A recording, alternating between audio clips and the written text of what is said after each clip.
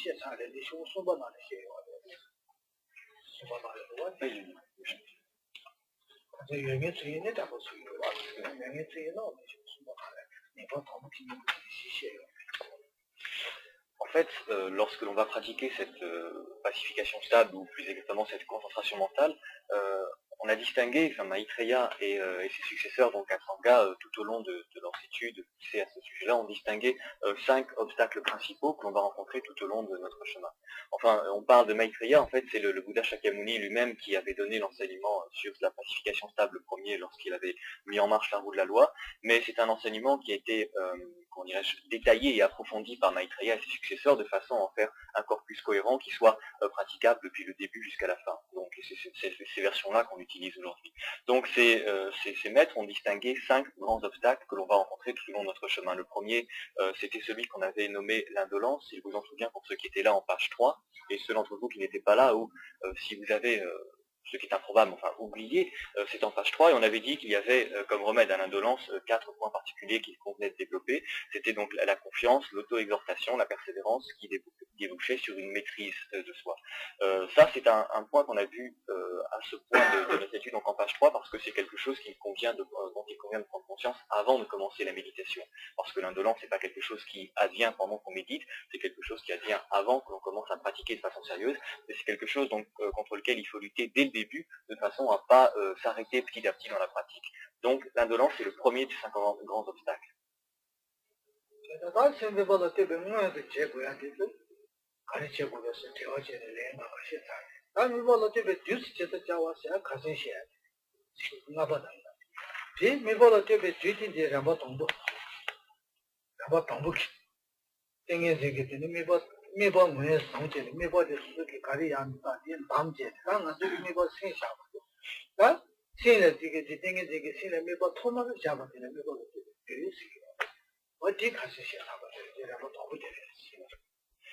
Ça, donc, cette indolence, etc., tout ce qu'on a vu en page 3, c'est ce qui correspond à ce qu'il convient de faire avant la pratique. En page 5, donc la dernière fois, on avait vu ce qu'il convenait de faire au moment de la pratique, c'est-à-dire quand on commence la pratique, ça correspond sur votre petit dessin pour ceux qui l'ont, au stade tout en bas, donc où le petit méditant sort de son monastère et commence à courir derrière son éléphant. Ça, c'est donc le moment où on va commencer à essayer de poser notre esprit sur l'esprit, puisque cette année, nous avons choisi comme image mentale l'esprit lui-même.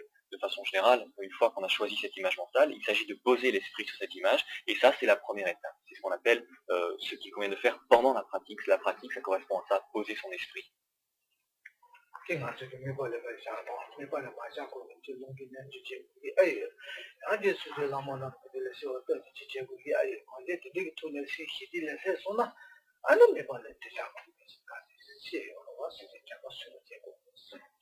Souvenez-vous, donc, on avait dit que le but était d'arriver à induire un certain état d'esprit particulier que l'on peut jamais de vivre en façon, donc se demander s'il fallait pratiquer le yoga du souffle pour induire cet état d'esprit ou faire des requêtes à son lama pour induire cet état d'esprit, enfin, quelle que soit la méthode, réussir à induire cet état d'esprit pour finalement poser notre conscience sur cet état d'esprit.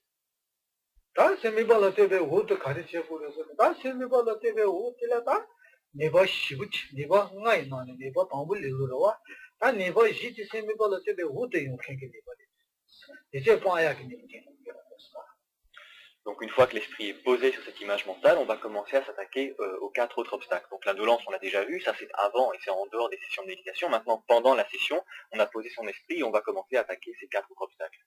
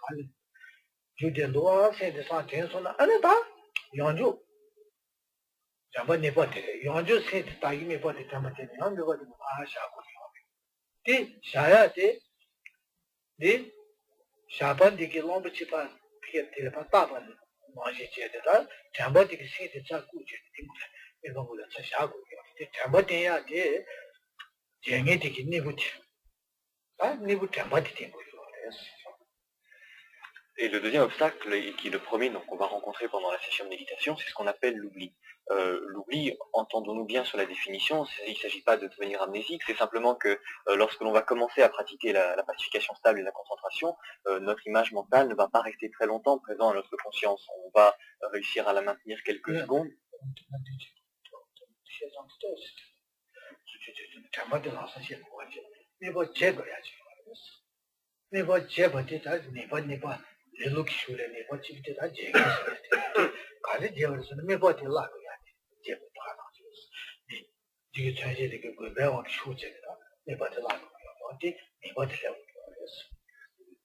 Donc, entendons bien, c'est pas devenir amnésique, c'est qu'on va pas réussir à garder cette image mentale plus de quelques secondes, voire quelques minutes dans le meilleur des cas, et au bout d'un moment, cette image mentale va disparaître de notre conscience.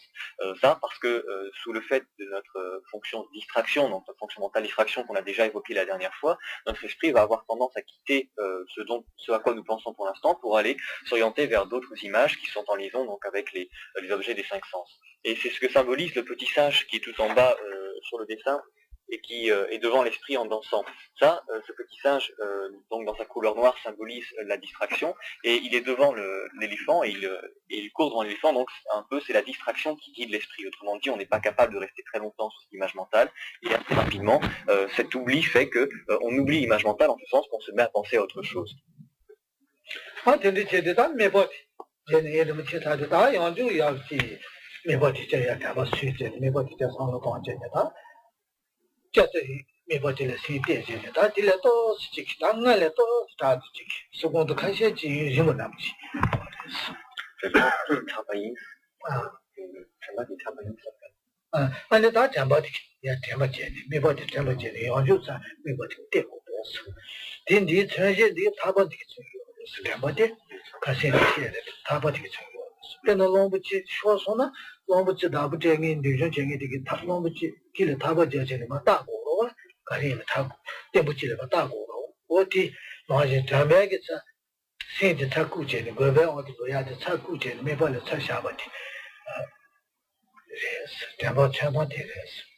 Et cet oubli momentané donc constitue le deuxième obstacle, donc le premier contre lequel on va devoir lutter pendant la session de méditation. Et le remède qu'on va appliquer, c'est d'utiliser la fonction mémoire. Cette fonction mémoire, on l'a déjà vu la dernière fois, elle est représentée par la petite corde que tient le moine.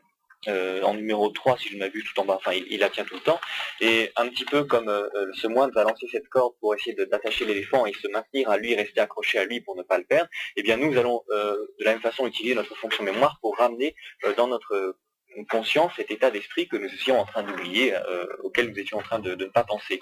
Et on va le ramener tant et si bien que finalement, petit à petit, on va réussir à augmenter la durée pendant laquelle cette image mentale reste au début avant de commencer à disparaître. Et si on arrive à l'augmenter donc de quelques secondes ou de quelques minutes en fonction de notre qualité de concentration de départ, alors on passe du premier niveau où simplement on pose l'esprit au deuxième niveau où on commence un petit peu à le maintenir.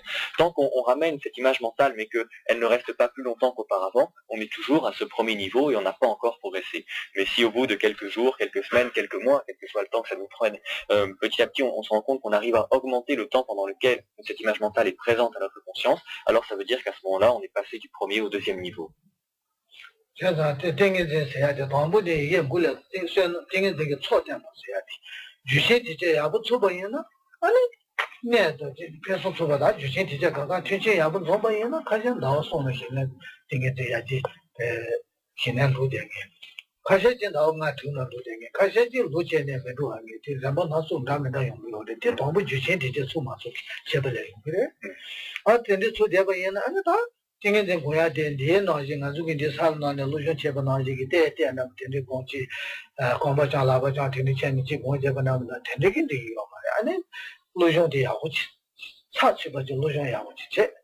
Ane tengen je gong re di gong le ane ta lama tse no mo go ba yen le ka se tin no go ma pe chang mo ju je ne ji mo go ba la sang lu le cha chang ye ba je ane sa cha pe ne pe so so ba ye gu le xie xia ba ba ye ne che ba ji ji zhe ji ane ten gu le su su ji gong de je ne ane ta ge ba ne ka ba ne chen gi ba ji je ne ane ta to se da ne je mo de ba ane to se ya je ne mo yo es Ça, cette vitesse de progression va dépendre en grande partie des préparatifs que l'on aura fait. C'est ce qu'on avait exposé en page 1, quelles étaient les caractéristiques de la préparation que l'on devait avoir pour être dans de bonnes conditions de pratique. Et si ces préparatifs sont bien rassemblés, qu'on a tout ce qu'il faut pour pratiquer, on a vu des cas de gens qui atteignaient ce stade de la pacification stable en 3 mois, d'autres en 5-6 mois, et d'autres qui, après des années de concentration, n'avaient pas encore réussi à l'atteindre. Ça dépend principalement de la qualité des préparatifs que l'on a. Bien sûr, lorsque l'on dit pratiquer la pacification stable, si on veut pratiquer ça de façon active et jusqu'au bout, ce n'est pas quelque chose que l'on peut faire comme on le fait dans une salle tous ensemble ici. Là, c'est juste une question d'entraînement. Ce qu'il nous faut, c'est rassembler donc ces préparatifs, trouver un endroit qui soit vraiment propice à cette pratique, dans lequel on se rendra et dans lequel on va s'astreindre à rester jusqu'à ce que l'on ait atteint effectivement ce stade de la pacification stable. Ça peut être plus ou moins long, mais c'est quelque chose qui doit se pratiquer de façon active et continue. Quoi qu'il en soit, ce qu'il faut faire, c'est pas simplement donc s'entraîner un petit peu par-ci par-là comme nous on le fait ici, c'est vraiment donc étudier l'ensemble de la pratique, de ce qu'il convient de faire et de ce qu'il convient de savoir. Et une fois qu'on fait ça, on n'a pas besoin tous les 4 matins d'aller demander à un lama ou à un enseignant lorsqu'on rencontre un problème. On sait ce qui peut se passer et on sait quels sont les remèdes à appliquer. Et donc on peut vraiment aller dans un ermitage pour pratiquer de façon continue et efficace jusqu'au bout.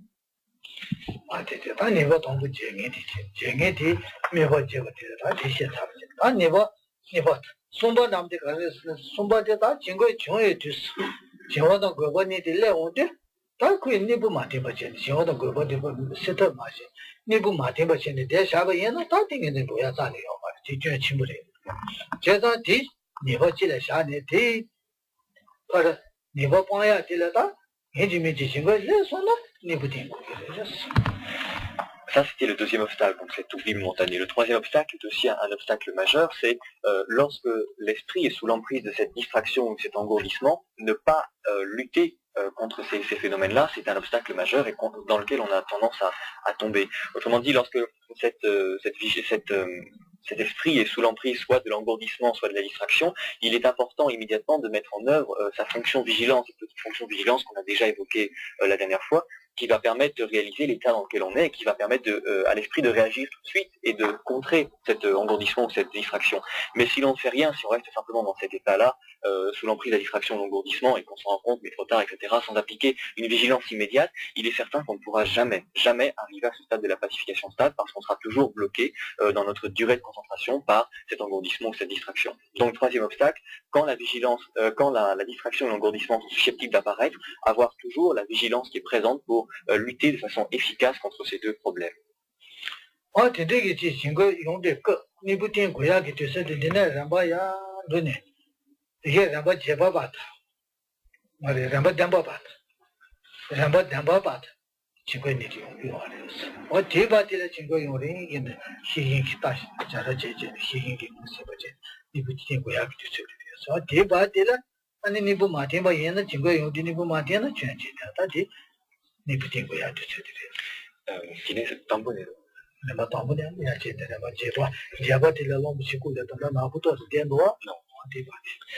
Et cet obstacle, on va le rencontrer depuis le début, bien sûr, et jusqu'à la 7e étape.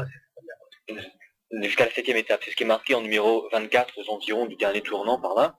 Jusqu'à cette 7e étape, donc, on va être constamment en présence d'un risque d'apparition, de distraction ou d'engourdissement plus ou moins fort. Et donc, il va falloir pendant ces 7 étapes-là que la vigilance soit toujours présente pour lutter de façon efficace. 가르쳐고요. 다음에 되네 증거니 되니고 되는다 증거니 그 차선은 다 용야 매고 남지래 차선은 아니 가르쳐고요. 다 증거 맞아요. just 가르쳐고요. 선은 다 되려 증거 맞아요. just 니분도 제지요. 니분 된도야요. 그래서 니분 가르쳐서는 희경이 다시 자라 제지요 말이야. 다 희경이 내가 제지요 말이야. 사고도요. 잘. 증거 맞아요. just야 희경이 내가 제신 된 거는 야 되겠네 봐쳐요. 야 되겠네 또 스투르기요. Jadi hiking kita kemarin ni bermacam tu. Tadi nampak jawab katu tu ya. Nampak jawab katu ni tak singgung ni yang biar mana. Jadi hiking kalau aku tu hiking lah kerja jawab mana.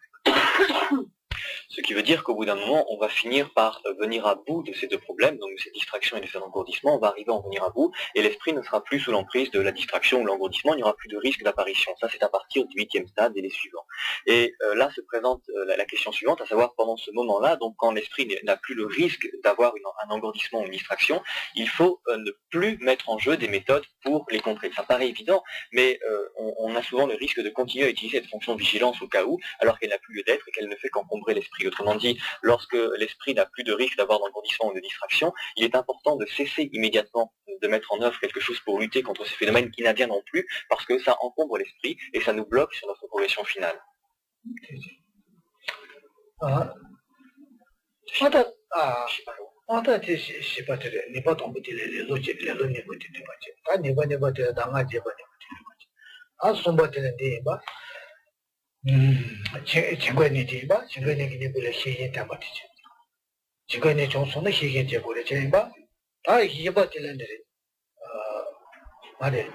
tanda 가진 거 보고 레레도 손바텔에 지고 니키니 부텔에 시신다 마스 다 잡아 집어 남텔에 다 진거 마ጆ에 뒤서 말에 진거 조에 뒤서 같이 제고 그래서 다 텔에 진거 조에 뒤서 니부가 본다 제고 니부 띵고 진거 마조에 뒤서 같이 제고 그래서 진거 마조에 뒤서 니부 띵지요 말에서 다 띵가 버텔에 동부텔에 레레니 부티체 니보이 레레니 부레 전도도 소바 시신야요 봐 니보텔에다 메바 제베 니부들 메바야 담바제야 되지 메바 상판에 메바야 아주 담바제 메바고 세자야 되지 다 손바들에 담바다 맞아다 진화다 고번이 메바를 샤네 되네기 니부 가르친 거라서 되네기 니부를 희게 배제제고 그랬어 지금 니기 니부를 희게 배제제고 그랬어 이 손바디제 다 이거들 어느 증거 니 요디 관라 아니 가르쳐 보려서 요도 관련 이제 미팅이 붙은다 제고 그랬어. 니부 길라가 제고 시기 길라가 제고 그랬어.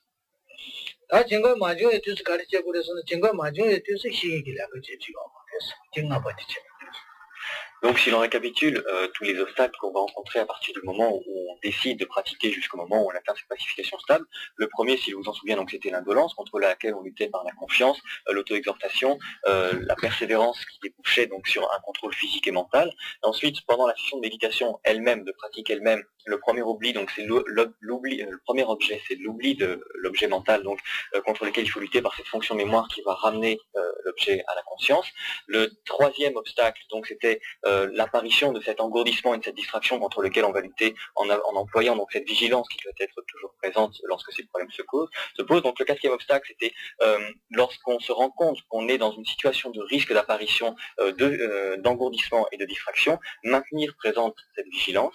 Et cinquième obstacle, lorsqu'on se rend compte qu'on a dépassé la zone de risque, lorsqu'on ne risque plus d'être engourdi ou distrait, cesser immédiatement d'appliquer cette vigilance pour éviter de se bloquer sur notre avance finale. Pendant des ans, n'est pas ngatelé, n'est pas cité, tingé ma grand compte, n'est pas ma tête, c'est voilà le ya n'est pas dit, tu m'as pas dit. Quand n'est pas vraiment chibuté, chignan n'est pas sombre, je vais battre l'indé, ça va pas dit.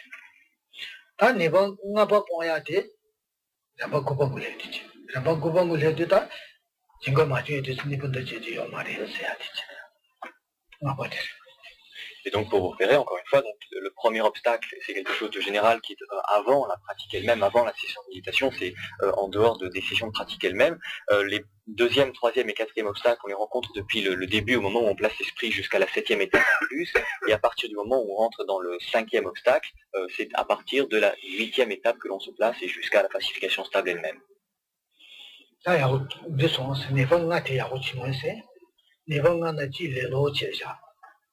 tandara tachi tona nibonga yore nibonga di chi lelo di chi di tinge de ma go kong ki nipa di chi ta nipa di jeba di chi nipa jeba di chi nipa jeba di nipa di chi ta nipa somba di jewa da go ba ni si ja jinga ni nipa somba di jinga ni di chi ta nipa jeba di jinga jongye di sa nipa do me jeba di jinga jongye di sa nipa ma din ba di nipa chi 디 pon야 될 니부 땜바 다란디 바지 니부 마데 바데 니부 땜소는 거 매버려 다 니방가 바지 진거 마중에 뒤서 니부 땜바지 진거 마중에 뒤서 단다이 니부 몇째 제힌 되나 딘 줘야 돼 이번 디 pon야 될 진거 맞아요. 이제 니부 맞대 버지.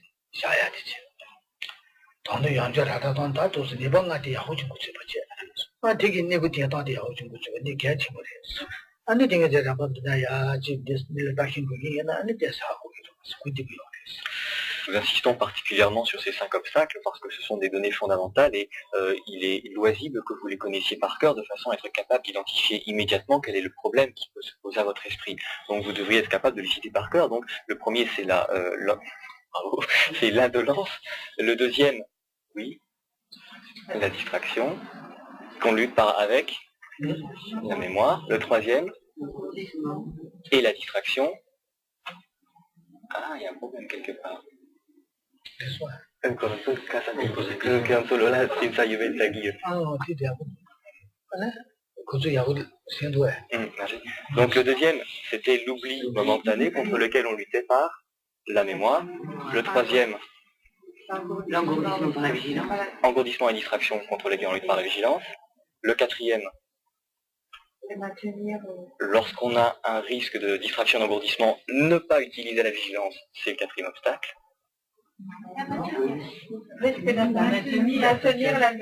Ça, c'est le remède. Et l'obstacle, c'est de ne pas maintenir la vigilance. Et le cinquième obstacle, c'est ça. Donc lorsqu'on a dépassé la zone de risque, le fait de continuer à appliquer la méthode est un obstacle. Et le remède, c'est d'arrêter d'appliquer la méthode. C'est bien clair? Sumba non si di che fa cadere negli ore se Sumba si va l'anne dice Sumba to kare ngo Cingero.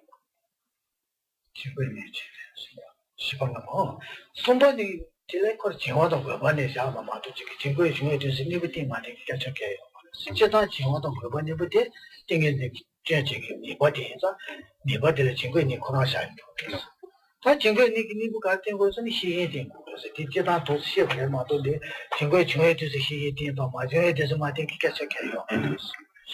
다 네버 시버들 가는 데서 네버 시버들 다 어느 증거에 니부 때 네버 제거 얘는 다 안에 내나야 잠버 거기 나네 잠버 거기 나네 봐 되니 증거에 용게 거기라 안에 다 가르쳐 버려서 뒤뒤 네버 니부 맞게 받지 샤샤기 얘는 안에 다 되게 말해 뒤쳐야지. 이게 맞지. 내가 한번 내적 거래 증거 용도 거 될라니고 뭐가 더 맞아가 니고 맞대 봐야나 줘야지. 증거 줘야 돼서 니고 맞대 봐지 줘야지. 그래 맞도 증거 니 줘야 돼서 시기요. 니고 맞대 봐지 줘야지. 잠바 소바지기 증거 니 줘야 돼서 맞도 증거 니고 때 맞대 기켜져게요. 제가 증거 니 줘야지. 니 니고. 집에 가서 증거 줘도 걸래 니고 맞대 봐지 줘야지. कोनी बेखा करेगी बस तंग अब दिले जिंगो माजो ये जैसे यार ये देखे देना देज En fait, il y a une distinction de forme qui est faite entre le troisième, quatrième et cinquième, qui est destinée à bien identifier quel est l'obstacle auquel on s'attache. Il n'y a pas forcément une progression dans le temps. Ce qu'on dit, c'est qu'au troisième obstacle, la troisième chose à laquelle il faut penser, c'est qu'il y a ce phénomène d'engourdissement et de distraction qui sont des dangers. Et le remède que l'on va appliquer à ces deux problèmes-là, c'est la vigilance de façon générale. Donc ça, c'est général, quel que soit le moment de la pratique auquel on se place. Maintenant, du fait que cette distraction et cet engourdissement ne sont pas des problèmes qui se posent tout au long de la pratique, on va ensuite faire deux distinctions qui seront le quatrième et le cinquième obstacle. Autrement dit, donc, premièrement, quand la distraction et l'engourdissement arrivent, le fait de ne rien faire, c'est aussi un problème. Maintenant, du fait qu'on connaît le troisième obstacle et le remède, donc la vigilance, on sait que lorsque on ne va rien faire alors qu'on est sous l'emprise de ces choses-là, c'est un obstacle qui se pose et on sait comment on va le résoudre en utilisant la réponse au troisième, donc la vigilance. Et ensuite, on sait qu'il y a des moments où cette vigilance, cet engourdissement, cette distraction ne se pose pas. Et donc là, le fait de continuer à faire quelque chose, c'est un problème. C'est la deuxième distinction. Et ça va être la cinquième étape. Donc arrêter de faire quelque chose. En fait, c'est une distinction formelle pour bien qu'on distingue le problème lui-même et le moment où le problème se pose et le moment où le problème ne se pose pas. C'est plus clair?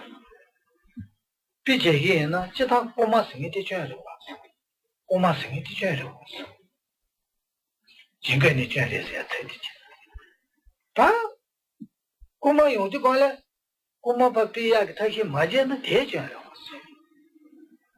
고마 비야 다시 맞아 봐도 고모니한테 나보게 가까워. 제가 고마 쟁이 봐 마세 고마 용도 걸래 다 고마 비야 다시 맞아 봐야나 아니 되잖아요. 다 como 마요 그 근데라 야 como 지비야기다 희전이 제 생상의 제 힘되는 게 뭐야 지래 줘야 돼. 수수 쿠시비시 돼야 돼. 매번 수시하기로 하지. 대전 스피드 나지. Pour donner un exemple, pour que ce soit peut-être un peu plus parlant, on peut dire par exemple un voleur, c'est une nuisance, de façon générale. Comme on disait, l'engourdissement et la distraction sont une nuisance contre laquelle il convient de lutter. Donc un voleur est une nuisance. Première chose. Bon, maintenant, quand un voleur se présente, il faut faire quelque chose pour le mettre dehors et l'empêcher de nuire au moment présent. Première distinction. Deuxième chose, quand un voleur ne se présente pas ou quand il n'y a pas de voleur, il n'est pas utile et pas souhaitable de passer son temps à faire le tour des murs pour voir s'il n'y a rien de volé puisqu'il n'y a pas de voleur. Donc il y a d'une part le problème et d'autre part les deux cas qui peuvent se poser. C'est une distinction qui permet en théorie de rendre la chose plus claire. Et donc le troisième, quatrième et cinquième obstacle, c'est exactement la même distinction qui est faite.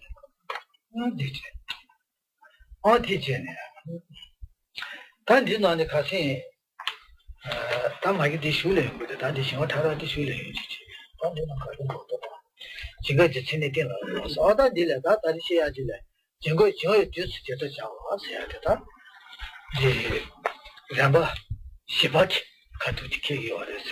네번 10번 방송 가도지 얘기가 됐어. 네번 2번 3번 2번 세번